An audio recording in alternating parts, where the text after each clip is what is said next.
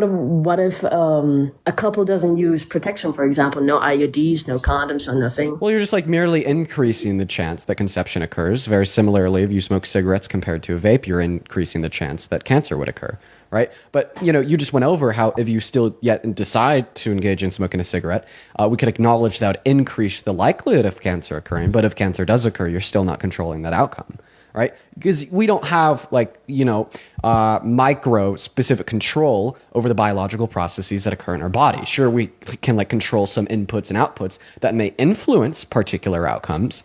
Like if I input an hour of gym a day, into my body, that will influence the outcome of my muscles growing.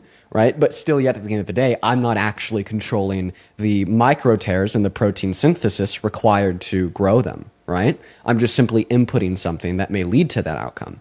The same thing is true of like smoking a cigarette and developing lung cancer. Right. And you told me that circumstance, obviously, at the end of the day, you're not going to be controlling that outcome of lung cancer occurring. And the same thing is true sex and conception, right? Sex is an input that can possibly lead to the outcome of a conception. But given that you engage in sex, you cannot truly control if conception occurs or not. Okay, that is true. I didn't really put it into that kind of like the thought in that kind of position.